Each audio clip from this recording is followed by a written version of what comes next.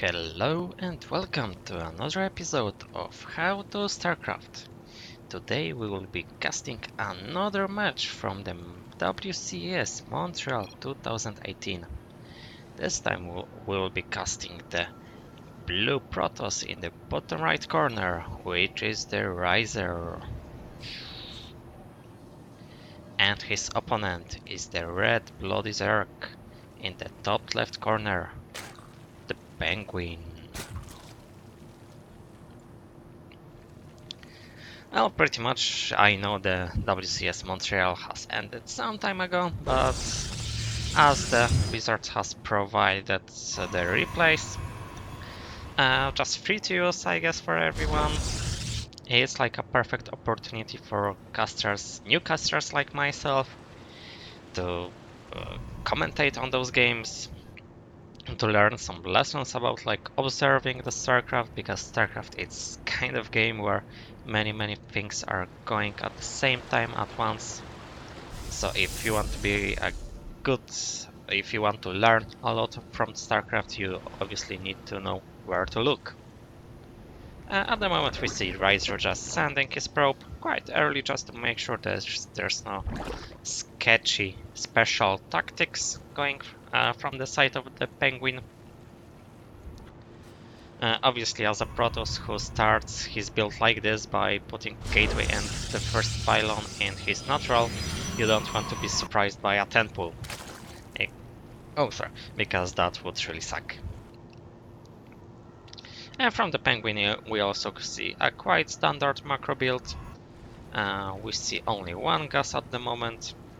Soon enough he will have 100 minerals, so the metabolic boost for the Zerglings will be researched. The first hatchery is up at the 202, is quite standard for the Zerg to finish his hatchery at this like 2-minute mark. If the hatchery is not done, it's like if the hatchery is halfway done by the 2-minute mark, you know there's something fish going on. You just have to know. Also, Rhizer has got very fast third base from the PengWin. I think he may answer to this quite aggressively, but this we will see in a moment. At the moment it's not much going on. This silly overlord just saying whatever is going on in the front gate. Rhizer without the flying units cannot see this overlord, and this overlord can see everything. Some of those Zerglings are going all the way through the map just to do not get spotted by the any adept or any kind of probe unit which could tell the Rhizer, hey, we are coming to your base. This is not looking too good. There's only one Stalker in the wall protecting the entrance to the natural, and as tough as the Stalker is, he cannot deal single-handed with like so many Zerglings. Yeah, the Stalker has fallen. Oh my god, if he's gonna deny this. This is gonna be so bad for Rhizer. Yes, he's like, I'm taking the Cybercore with me. And Rhizer being well aware this Cybercore is not gonna make it, he's simply putting another one. This Robo Factory also is going down any second. I'm just wondering why he didn't use the energy from the shield batteries to protect at least the Robo, but I guess this is the big stage, this is where the magic happens. In the meantime, this update was like poking the hatchery, but no major damage could be done, and without picking any drones really, he just died, so that was a vain sacrifice. Sacrifice in vain. Oh, whatever.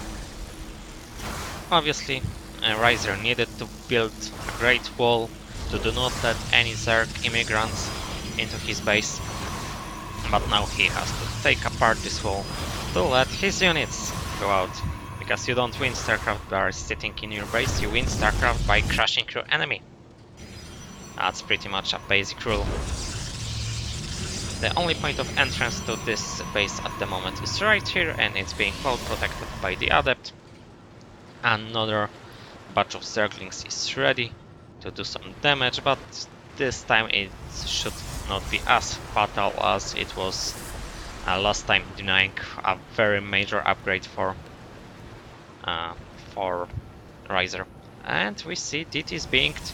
This is actually first time ever I see DTs beinged warped in from the gateway, not the warp gate.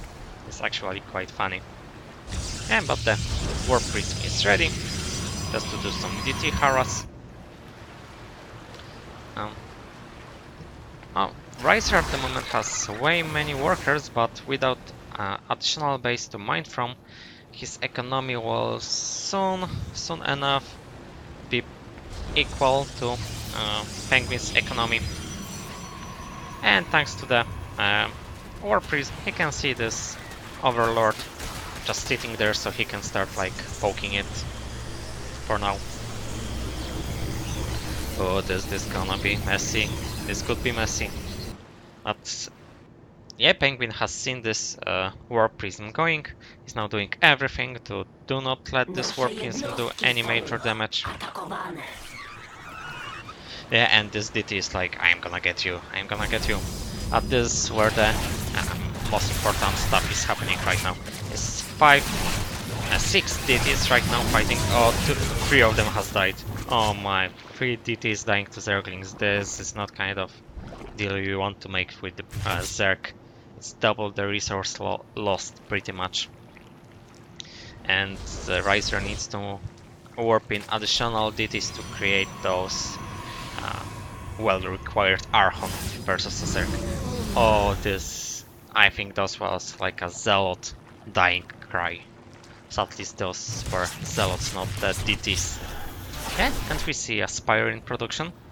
This could help PengWin to win this game by harassing Rhizer's economy. There's literally nothing which could stop the Mutalisks here. A single observer is being warped in. And from now what we have, it's a Rhizer count of DTs is quite huge, so we can expect some Archons being merged any second. And that's a lot of DTs, if you ask me. And that's a lot of Archons. And a single Immortal. This is quite a death ball, if you ask me, in this stage of the game. The army size are quite similar, but the composition of the army is way favoring the Rhizer. It's only Zerglings versus Archons. You don't want... oh, and those Mutalisks. Those Mutalisks were hatched in the wrong neighborhood.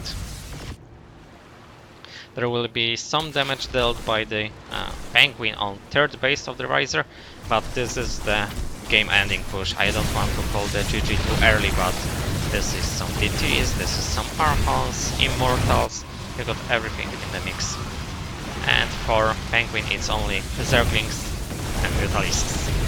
And all of those units are getting really melted by the Archons. Some of the army was recalled back to Rhizer's natural.